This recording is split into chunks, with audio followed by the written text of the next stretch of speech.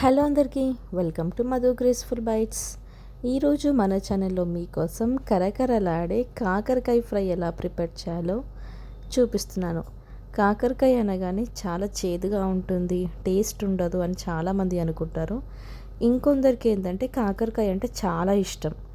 కానీ ఇలా ప్రిపేర్ చేస్తే ఎవరైనా సరే, ఇష్టం ఉన్న వాళ్ళైనా ఇష్టం లేని వాళ్ళైనా చాలా చాలా ఇష్టంగా తింటారు. ఎందుకంటే ఇది స్నాక్ ఐటెంలో కానీ లేదు సాంబార్కి సైడ్ డిష్లా కూడా పర్ఫెక్ట్గా ఉంటుంది. ఒక్కసారి మీరు కాకరకాయ ఫ్రైని ఇలా ప్రిపేర్ చేయండి, చేదు అనేది లేకుండా టేస్టీగా ఉంటుంది. ముందుగా ఇక్కడ నేను 2 కాకరకాయలను తీసుకున్నాను. ఇదంతా కూడా పీల్ చేసేసుకొని ఇలా నేను వీడియోలో చూపిస్తున్న విధంగా అయితే కట్ చేసుకున్నాను. ఇప్పుడు వీటిని మనము ఒక మిక్సింగ్ బౌల్లోకి తీసుకొని దీంట్లోకి మనము కొద్దిగా ఉప్పు అలాగే కొద్దిగా పసుపు వేసుకొని వీటిని మనము బాగా మిక్స్ చేసుకోవాలి. ఉప్పు పసుపు అనేది కాకరకాయకి మనము చక్కగా పట్టియాలి. ఇలా మనం మిక్స్ చేసుకొని ఒక 20 మినిట్స్ వరకు దీన్ని మనము పక్కకు పెట్టుకోవాలి. ఇలా పక్కకు పెట్టుకుంటే ఏంటంటే 20 మినిట్స్ తర్వాత దీంట్లో నుంచి మనకి వాటర్ వస్తుంది. అప్పుడు మనకి చేదు అంతా కూడా వెళ్ళిపోతుంది. ఇలా ఒక 20 మినిట్స్ అయ్యాక నేను చూపిస్తున్నాను కదా, ఇక్కడ నుంచి చేదు అంతా కూడా ఇలా వాటర్ లాగా ఎలా వస్తుందో ఈ విధంగా మనం కాకరకాయలని ఇలా ప్రెస్ చేసుకొని ఇలా మనము చేదు అంతా తీసేసుకొని ఒక బౌల్లోకి వేసుకోవాలి. కంప్లీట్గా చేదు అనేది తీయట్లేదండి, ఇక్కడ నేను నార్మల్గానే తీస్తున్నాను.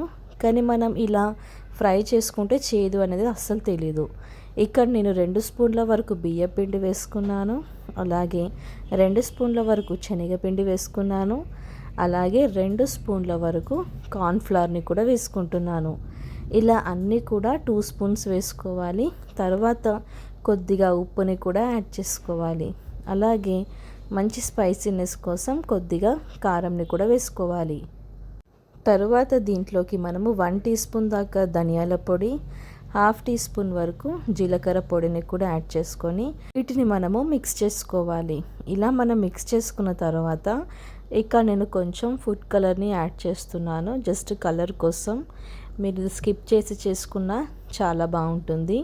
ఇలా ఫుడ్ కలర్ కూడా వేసుకొని ఒకసారి మనం మిక్స్ చేసుకున్న తర్వాత దీంట్లోకి మనము కొద్దిగా వాటర్ని స్ప్రింకిల్ చేస్తూ కలుపుకోవాలి. ఒకేసారిగా వాటర్ పోసుకోవద్దు, ఎక్కువగా వాటర్ అనేది అస్సలు పట్టదు దీంట్లో. ఇక్కడ నేను వీడియోలో చూపిస్తున్న విధంగా మీరు వాటర్ని ఇలా స్ప్రింకిల్ చేస్తూ కలుపుకోవాలి, అప్పుడే మనకి పర్ఫెక్ట్గా వస్తుంది.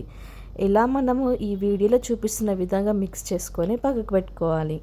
ఇప్పుడు డీప్ ఫ్రైకి ఆయిల్ని పెట్టుకొని మనం ఆయిల్ వేడిగా అయ్యాక ఇలా కాకరకాయ ముక్కలని వేసేసుకోవాలి. హై ఫ్లేమ్ పెట్టి వేయించుకోకూడదు, మీడియం ఫ్లేమ్లో పెట్టుకొని వీటిని మనము చక్కగా ఫ్రై చేసుకోవాలి. ఫ్రై చేసుకోవడానికి ఎక్కువగా టైం ఏం పట్టదండి, ఒక 5 to 6 మినిట్స్ వరకు అయితే పడుతుంది. ఇది మనకి మంచిగా ఫ్రై అయితేనే ఆ టేస్ట్ అనేది బాగుంటుంది, ఆ చేదు అనేది కూడా అస్సలు ఉండదు. ఇలా మంచి కలర్ వచ్చేంత వరకు ఫ్రై చేసుకొని ఒక టిష్యూ ఉన్న బౌల్లోకి అయితే తీసేసుకోవాలి. ఈ విధంగా మిగతా కాకరకాయ ముక్కలన్నిటినీ కూడా ఈ విధంగా వీటిని ఫ్రై చేసుకోవాలి. ఇలా మంచి కలర్ వచ్చేంత వరకు ఫ్రై చేసుకొని వీటిని మనము ఇలా వేడివేడిగా డిష్ అవుట్ చేసేసుకోవాలి.